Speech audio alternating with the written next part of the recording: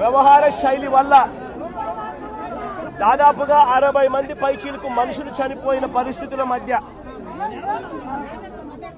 చంద్రబాబు నాయుడు గారి ప్రభుత్వం పూర్తిగా అధికారం గవర్నమెంట్ అన్ని రకాలుగా ఫెయిల్ అయి మొట్టమొదటిసారిగా 60 మందికి పైగా చనిపోయిన పరిస్థితుల మధ్య విజయవాడ అంతా అతలాకుతలం అవుతా ఉంటే టాపిక్ డైవర్ట్ చేసేందుకు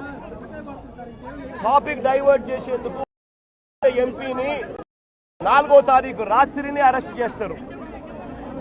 Vijayawada vice mayor, Vijayawada deputy మేయర్ను అరెస్ట్ చేస్తారు. కేవలం డిప్యూటీ మేయర్ భర్తను అరెస్ట్ చేస్తారు. అది 4వ తారీఖు రాత్రి. ఎందుకంటే ఇక్కడ చంద్రబాబు నాయుడు గారు పూర్తిగా ఫెయిల్ అయిపోయిన పరిస్థితుల్లో 60 మంది చనిపోయిన పరిస్థితుల్లో చంద్రబాబు నాయుడు గారి గవర్నెన్స్ ఫెయిలియర్ను దారి మళ్లించేందుకు డైవర్ట్ చేసేందుకు అరెస్ట్ చేస్తారు. అసలు ఈ కేసుకు సంబంధించి పూర్వాపరాలు చూస్తే ఈ కేసుకు సంబంధించి 3 సంవత్సరాల పైచిలకు 3-4 సంవత్సరాల కిందట జరిగిన ఈ కార్యక్రమం, ఈ ఘటన 2021 అంటే దాదాపుగా 4-5 సంవత్సరాల కిందట జరిగిన ఘటన. దాదాపుగా 4 సంవత్సరాల కిందట జరిగిన ఘటనలో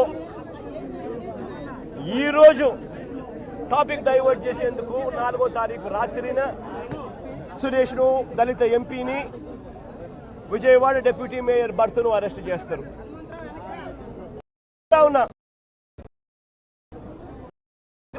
ఒక ప్రశ్న అడుగుతా ఉన్నా, ఆ రోజు ఏం జరిగింది? తెలుగుదేశం ఆఫీస్ పట్టాభి అనే వ్యక్తి ఆ రోజు సిట్టింగ్ ముఖ్యమంత్రిగా ఉన్న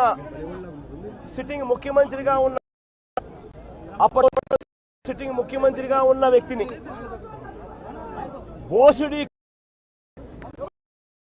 ఓసిడీకి అంటే ఏమిటో తెలుసా? తెలుగుదేశం పార్టీ కార్యాలయంలో తెలుగుదేశం పార్టీ అధికార ప్రతినిధి ముఖ్యమంత్రిని ఆ రోజు అన్న మాట లంజా కొడక అని.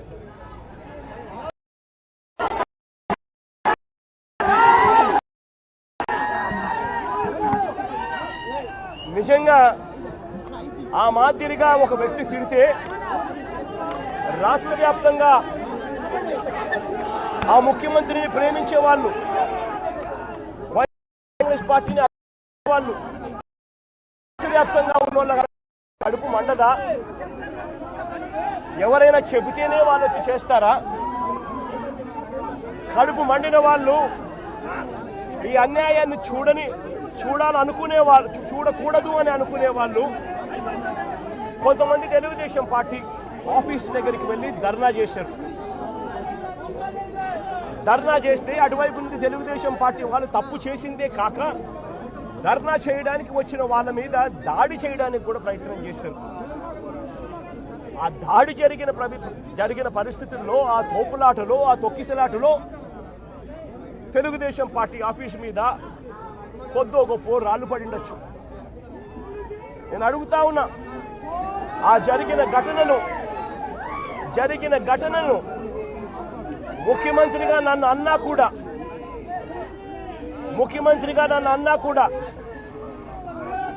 నేను చంద్రబాబు నాయుడు గారి మీద కక్ష సాధింపు చర్యతో వ్యవహరించిన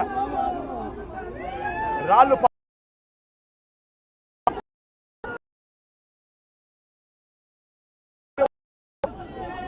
ఎవరెవరు పోయారు అని చెప్పి ఆధారాలు చూసి అక్కడ ఉన్న సీసీ కెమెరాలో, అక్కడున్న ఒక్కొక్క సెల్ ఫోన్ లొకేషన్స్, ఇవన్నీ ఆధారాల మేరకు చూసుకొని ఎవరెవరైతే పోయారో వాళ్ళందరినీ కూడా 41A ఇచ్చి వాళ్ళందరినీ రిడ్యూస్ చేయడం కూడా జరిగింది. ఎందుకంటే 7 ఏళ్ల లోపు ఉన్న కేసు ఇది. శిక్షా కాల పరిమితి 7 ఏళ్ల లోపు ఉన్న శిక్షా కాల పరిమితి ఉన్న కేసు ఇది. కాబట్టి దీంట్లో అరెస్ట్ చేయడం అన్నది it does not serve the purpose. కాబట్టి 41A ఇచ్చి కోర్టుకు హాజరుపరచడం కూడా జరిగింది.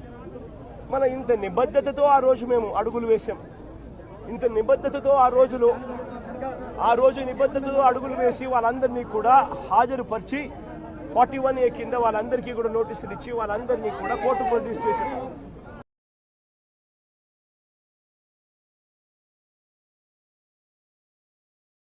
హస్బెండ్ కానీ వీళ్ళల్లో ఏ ఒక్కరైనా కూడా ఆ రోజు కనీసం లొకేషన్లో ఉన్నారా? వీళ్ళ సెల్ ఫోన్లు ఎక్కడున్నాయో ట్యాగ్ చేస్తే తెలీదా? తెలుగుదేశం పార్టీ ఆఫీసులో సీసీ కెమెరాలు ఉండవా? ఆ సీసీ కెమెరాల ఫుటేజ్ చూస్తే తెలీదా? మరి అలాంటప్పుడు 3 ఏళ్ళ తర్వాత 3-4 ఏళ్ల తర్వాత జరిగిన ఘటనలో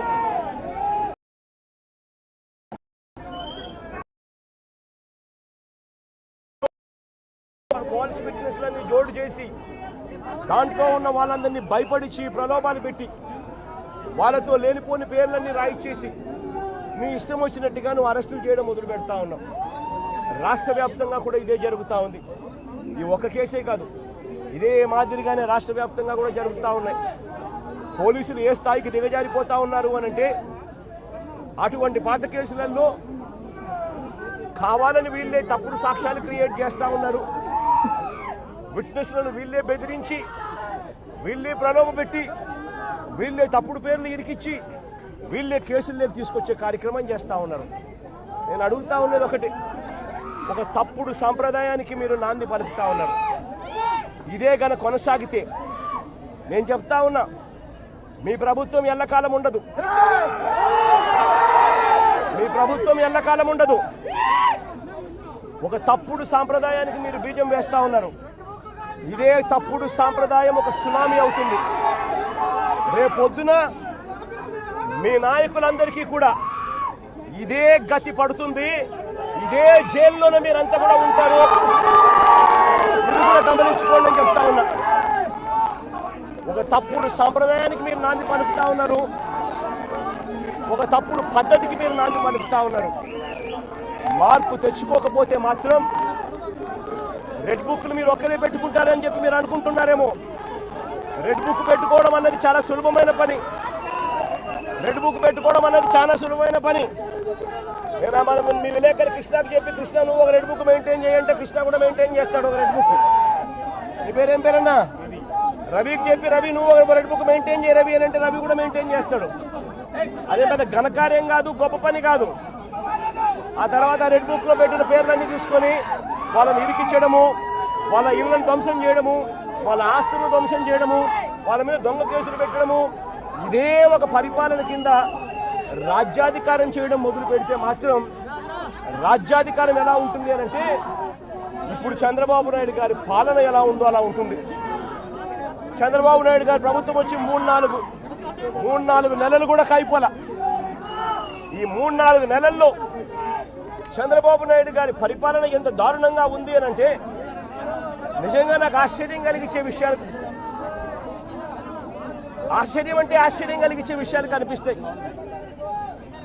ఇదే పెద్ద మనిషి చంద్రబాబు నాయుడు గారు ఎంత రెడ్ బుక్ పాలనలో నిమగ్నమై ఉన్నాడు అనంటే, పరిపాలన ఎంత గాలికి వదిలేశాడు అనంటే